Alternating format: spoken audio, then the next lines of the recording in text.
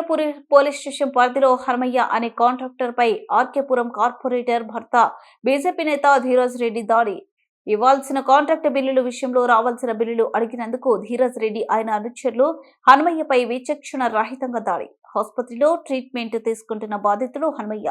ఆసుపత్రిలో ట్రీట్మెంట్ పొందుతున్న హనుమయ్యను పరామర్శించిన RS Praveen Kumar comments. BJP నేత నడ్డా వచ్చి సభ జరుగుతున్న కూతవేటు దూరంలో ఇలా రౌడీల దాడి చేసిన ఘటనలను తీవ్రంగా ఖండిస్తున్నాం.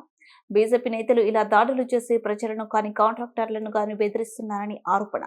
తన కార్యాలయానికి వచ్చి తాను ఇవ్వాల్సిన బిల్లులు తీసుకువెళ్లమని చెప్పి విచక్షణ రహితంగా దాడి చేసిన ధీరజ్ రెడ్డిని పోలీసులు వెంటనే అరెస్ట్ చేయాలి. దాడి చేసి వచ్చి బజాప్తా పోలీస్ స్టేషన్ లో సిఐ ముందు కూర్చొని కేసులు ఎలా చేయాలని పోలీసులని ఆదేశిస్తున్నారంటే ఏ స్థాయిలో పోలీస్ సిబ్బంది వ్యవహారం ముందు అర్థమవుతుంది. ధీరజ్ రెడ్డిని అరెస్ట్ చేయకపోతే రాష్ట్ర వ్యాప్తంగా వచ్చి పిఎస్ ముందు బైఠాయిస్తాం. భూ కబ్జాలకు పాల్పడుతున్న ధీరజ్ రెడ్డిని వెంటనే అరెస్ట్ చేయాలి. యువ నాయకులు కూడా ఉండాలి, యువకుల పాత్ర ఉండాలని చెప్పి రాజకీయాల్లోకి వచ్చిన మరి ఒక బహుజన బిడ్డ దాసరి ఉషా వాళ్ళ తండ్రి దాసరి హనుమయ్యను నిన్న బీజేపీ కార్పొరేటర్ భర్త ధీరజ్ రెడ్డి పట్టపగలే బీజేపీ ఆఫీసు ఎదురుగానే సరూర్ నగర్ స్టేడియంలో జేపీ నడ్డా మీటింగ్ జరుగుతుంటుంది. ఆ స్టేడియంకి ఎదురుగా ఉండే బీజేపీ ఆఫీసులో మరి ఈ ధీరజ్ రెడ్డి ఈ హనుమయ్యకి ఇవ్వాల్సిన ఈ డబ్బు ఏదైతే ఉందో ఆ డబ్బును గత 4 సంవత్సరాల నుంచి ఇవ్వకుండా చెక్కులు కూడా మరి ఇష్యూ చేసి ఆ చెక్కులు కూడా హానర్ చేయకుండా ఉంటే అడగడానికి ఈయన ధీరజ్ రెడ్డి పిలిపిస్తే వచ్చిండు హనుమయ్య.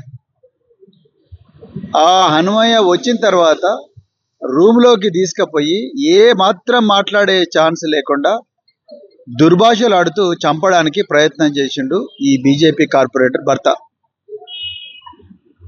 మొత్తం సీసీటీవీలన్నీ కూడా బంద్ చేసిండ్రు. మీరు చూడండి ఎంత పద్ధతి ప్రకారం ప్లాన్ ప్రకారం సీసీటీవీ ఫుటేజ్లన్నీ బంద్ చేసి హనుమయ్యతో వచ్చిన ముగ్గురు వాళ్ళ అకౌంటెంట్ వాళ్ళ ఎంప్లాయీ వీళ్ళందరి దగ్గర నుంచి మొబైల్ ఫోన్లు గుంజుకొని చంపడానికి తీవ్రంగా ప్రయత్నం చేసిండ్రు. పిడి గుద్దులు గుద్దడం, అదేవిధంగా తల మీద కొట్టడం, అదేవిధంగా కంటి మీద కొట్టడం, అన్ని విధాలు కొట్టిండు, గొంతు విసుకడం ఇవన్నీ చేసిండు. దాని తర్వాత ఆయన కాళ్ళ మీద పడి నన్ను చంపకండి దయచేసి అని చెప్పేసి ప్రాధేయపడుతుంటే కొంచెం సేపు ఆపి ఆ రక్తంతో తడిసిన షర్ట్ ఏదైతే ఉందో ఆ షర్టుని ఇప్పించి బ్యాగ్లో పెట్టించి వీళ్ళే పోయి రామరాజు షాప్లో ఒక కొత్త షర్టు కొనుక్కొని ఆ షర్ట్ ఆయనకు వేపించి బలవంతంగా బయటికి దొబ్బేసిండ్రు. నువ్వు మళ్ళీ బయట ఎవరికైనా చెప్పుడే సంపుతం బిడ్డ అని చెప్పి భయపెట్టి చెప్పి. ఇక్కడ గమ్మత్తైన విషయం ఏంటంటే మేము కంప్లైంట్ ఇచ్చిన తర్వాత మాకన్నా ముందే వాడే వచ్చి మళ్ళా ఆ ధీరజ్ రెడ్డి అంటోడే కొట్టినోడే వచ్చి దర్జాగా సిఐ ముందర కూర్చొని మాట్లాడతాడు. అంటే ఎక్కడ పోతుంది అసలు? అంటే మీరు ఏం చేసినా నడుస్తుందా? నువ్వు బీజేపీలో ఉండి నువ్వు ఎన్ని దందాలు ఎన్ని కబ్జాలు చేసి ఎంతమందిని చంపినా నడుస్తుందా? ఇక్కడ చట్టానికి లోబడి బతుకుతున్న ఈ వ్యక్తులు వీళ్ళందరూ న్యాయబద్ధంగా, మరి మేము కూడా 100 మందిని తీసుకొచ్చి మేము కూడా కొట్లాడేవాళ్ళం కదా. వీళ్ళు పోలీస్ స్టేషన్కి పోయి ఏడ్చుకుంటా ఆయన కంప్లైంట్ ఇస్తే సిఐలు పోయి ఆయన ఎక్కడైతే నేరం జరిగిందో ఆ నేర ప్రదేశం అంటే ఆ బీజేపీ ఆఫీసులో ఉండే ఈ ధీరజ్ రెడ్డి ఆఫీసులకు పోయి అక్కడ పోయి మరి నేర స్థలాన్ని పోవాలి కదా, నేర స్థలాన్ని పంచనామా చేయాలి కదా. నేరస్తుడంటోని ఆ కొట్టిన ఆయన గ్యాంగ్ ఏదవుతుందో ఆ గ్యాంగ్ని తీసుకొచ్చి మరి పోలీస్ స్టేషన్లో కూర్చోబెట్టాలి కదా. దాని బదులు వాడొచ్చి కొట్టినోడు వచ్చి సీఎం కూడా కూర్చుంటాడు. మీరు సిఐలా, పోలీసులా, లేకపోతే కాంగ్రెస్ ఏజెంట్లా, బీజేపీ ఏజెంట్లా? ఎక్కడ పోయిండు మరి రేవంత్ రెడ్డి? ఎక్కడ పోయిండు హోమ్ మినిస్టర్ సంజయ్? మరి అలా నువ్వే కదా కేంద్ర హోంశాఖ మంత్రి. మీ బీజేపీలు గిదే చేయమని చెప్పిండా? మీ జేపీ నడ్డా గిదే చేయమని చెప్పిండా? ఈ బీసీ బిడ్డలు ఇట్లా కొట్టమని చెప్పిండా? ఇప్పటి వరకు ఇన్సిడెంట్ అయ్యి 24 గంటలు దాదాపు 36 గంటలు అవుతున్నది. ఆయనేమో తీవ్ర అనారోగ్యంతో పడున్నాడు హాస్పిటల్లో, రక్తవాంతులు చేసుకుంటున్నాడు. ఇప్పటి వరకు ఆ నిందితుని కూడా తీసుకురాలేదు. ఏమన్నట్టు ఏసీపీగా ఆరోగ్యం బాగాలేదు, సెక్షన్ అది పెట్టినా ఇది పెట్టినా అని పోలీసు వాళ్ళు చెప్తున్నారు. ఇట్లున్నది పరిస్థితి తెలంగాణలో.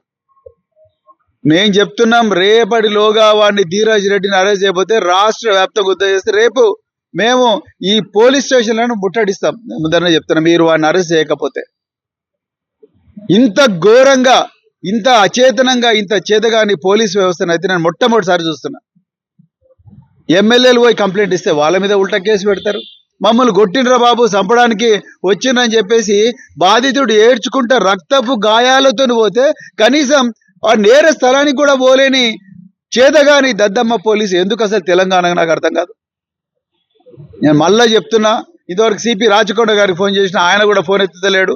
ఇప్పుడే డీసీపీ మాట్లాడిన, డీసీపీకి చాలా క్లియర్గా చెప్పిన, రేపటిలోగా నిందితుడిని అరెస్ట్ చేయాల్సిందే, లేకపోతే మాత్రం మేము రాష్ట్ర వ్యాప్తంగా ఉద్యమం చేస్తాం. మేము నేషనల్ హ్యూమన్ రైట్స్ కమిషన్ పోతాం, నేషనల్ ఎస్టీ కమిషన్ దగ్గర పోతాం, అన్ని కమిషన్ల దగ్గర పోతాం. మాకు న్యాయం దొరికేదాకా మేము పోరాడుతూనే ఉంటాం.